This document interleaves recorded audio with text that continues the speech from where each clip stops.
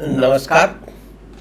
आपका बात 25 में स्वागत है। तो बात 25 में जो हमारे देश में उद्योगपतियों को गाली देने की एक दीर्घकालीन परंपरा है, उसके उलट कुछ जो वास्तविक परिस्थितियां हैं, स्थितियां हैं, उनके बारे में चर्चा कर लेते हैं। क्या हुआ है कि देश में दो व्यापारियों को, यानी दोनों गुजराती हैं, तो देखिए गुजरात को तो दुनिया का मतलब भारत का सबसे जो है वो गाली सहने वाला प्रदेश बना दिया है।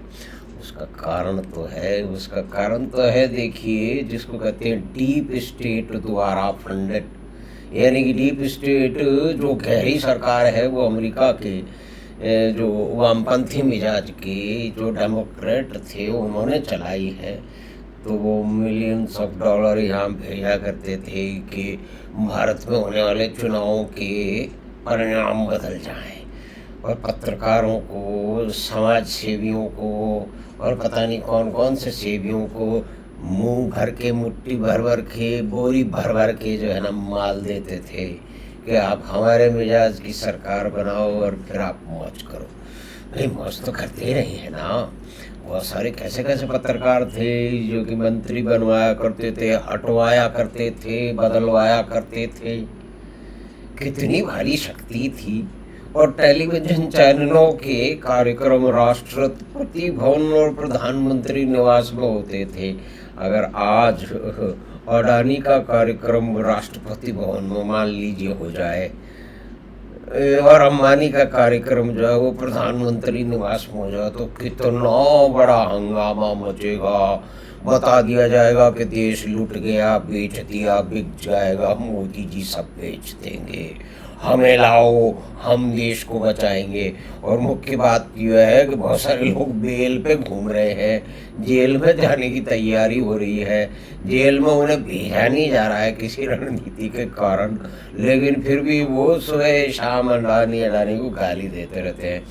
तो अब ये इसमें मुख्य बात यह है कि भारत की जो टैक्स रिसीप्ट हैं, जो कि कर है, वो करीब आया है 35 लाख करोड़ के आसपास में।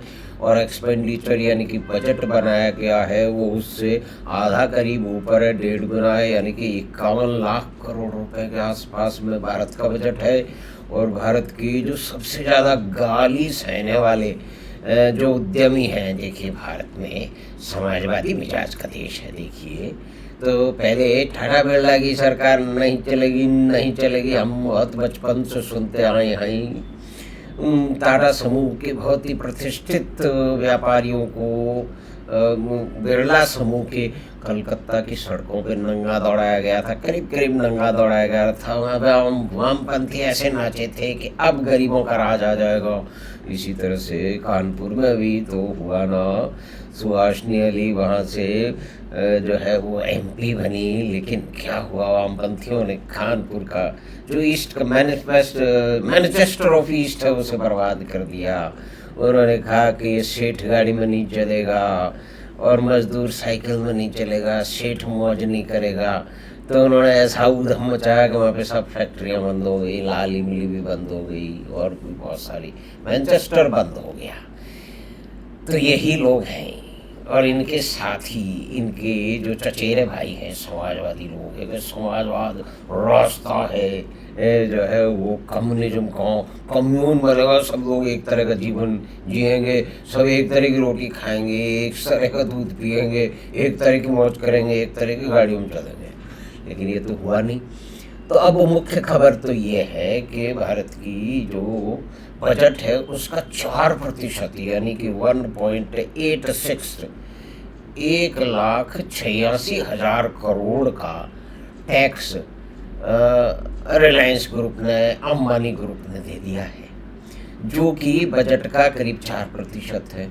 और दूसरी तरफ जो गाली खाने वाले अपने गुजरात के दूसरे गौतम भाई अडानी है, गौतम भाई अडानी ने भी करीब 58,000 करोड़ का टैक्स दे दिया है। तो दोनों मिला के देखिए साहब, 90 मान लें और उसको 60 मान लें, तो कितना हो गया, 2.5 लाख करोड़, यानी कि 2.5 लाख करोड़ का टैक्स इन्होंने दे दिया है, जो कि बजट का करीब 5%। तो मान ही लीजिए, है ना, 5% मान लीजिए, 50 लाख करोड़ का, 51 लाख करोड़ का 5% हो गया।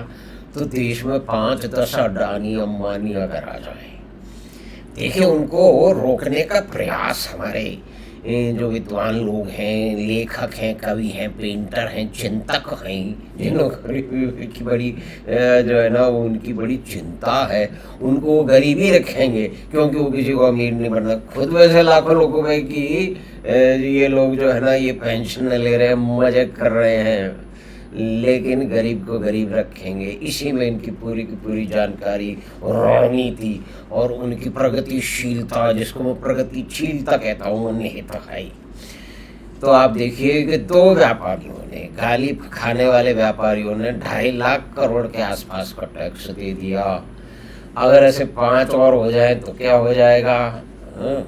तो 25%, यानी कि आपके बजट के लिए और पैसा मिल जाएगा। और ऐसे 100 हो जाए तो क्या हो जाएगा, फिर तो मौज हो जाएगी। लेकिन ये हमारे जो समाजवादी और वामपंथी लोग हैं, जिन्होंने भारत को पीछे रखने में मुख्य रोल अपनाया है, इसके देखिए फैक्ट एंड फिगर है। क्योंकि फैक्ट एंड फिगर के लिए चाहे ना कितना भी झूठ बोलता रहो, वहाँ की संख्याओं में बहुत सारे लोग कहते हैं कि बहुत गड़बड़ है, लेकिन फिर भी वो दुनिया की फैक्ट्री तो बन गया है, और उसकी जो इकोनॉमी है, उसका जो जीडीपी है, वो करीब 18 या 19 ट्रिलियन डॉलर का आसपास है, जबकि हम अभी 4 पे मूछ मरोड़ रहे हैं।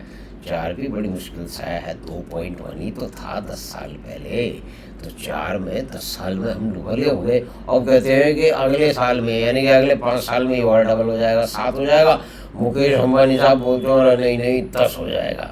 तो आप ये देखिए, 7 होगा, 10 होगा, तो 7 और कुछ कहते हैं 12 हो जाएगा। तो 12 और 7 को जोड़ लेते हैं, आधा कर लेते हैं, यानी कि करीब करीब 10 तो हो ही जाएगा, अब से 2.5 गुना बढ़ जाएगा। तो इसके अंदर मुख्य जो है वो हिस्सा जो है वो तो समूह का है, यानी कि अडानी और अंबानी। तो ऐसे अडानी और अंबानी हमें देश में और चाहिए, लेकिन वो उत्पन्न अपने कारणों से होते हैं, जैसे जैसे बदलाव आ रहे हैं, इंफ्रास्ट्रक्चर में बदलाव आ रहा है। देखिए, एक विशेष बात है कि चीन के अंदर कहते हैं कि 10,000 करोड़ से ज़्यादा का बुलेट ट्रेन का नेटवर्क है। भारत में पहला कुछ 100 का बन रहा है, उसी में यानी लोग छाती कूट रहे हैं कि इसकी क्या ज़रूरत है। यानी कि उनको ये सब इंफ्रास्ट्रक्चर में डेवलपमेंट वो समझते ही नहीं है ना, वो समझते नहीं है, तो उनको किससे कहानियों में पड़े रहते हैं, कोई बात नहीं है। तो ये एक हमें आशा है कि छोटी सी बातचीत जो कि अडानी और अंबानी के बारे में थी, जो कि गालियाँ खा के भी इतना टैक्स दे रहे हैं, यानी कि वो अपना काम कर रहे हैं, गालियों वालियों से उन्हें भर के नहीं पड़ता। पहले ही अभी कुछ दिनों पहले पार्लियामेंट में बताया गया कि 1998-99 तक जो है ना, वो रिलायंस टैक्स नहीं देता था, और एक ऐसा समय भी था जब 96-98% टैक्स था। वो देखिए, समाजवाद का उच्च स्थान था, समाजवाद हिमालय की चोटी पे खड़ा था इस देश में, वहाँ से तो बदलाव आया है। तो हमें ऐसा है कि छोटी सी बातचीत, यानी कि 2 समूहों ने, अडानी अंबानी ने मिलकर 2.5 करोड़ रुपए का टैक्स दे दिया, और जनता को मालूम ही नहीं है, क्योंकि लोग बताना नहीं चाह रहे हैं। बताएंगे तो उनकी पोल पुट्टी खुल जाएगी। तो कोई बात नहीं है, जानकार लोगों तो सब मालूम है, थोड़ी बहुत जानकारी हम भी साझा कर लेते हैं। तो हमें आशा है कि छोटी सी बातचीत आपको पसंद आई होगी। तो आप चैनल बात प्रेसिस को सब्सक्राइब करें, और लिंक अपने मित्रों और परिवार के साथ साझा करें। हम आपसे फिर मिलेंगे बात 25 की अगली बात में। धन्यवाद, नमस्कार।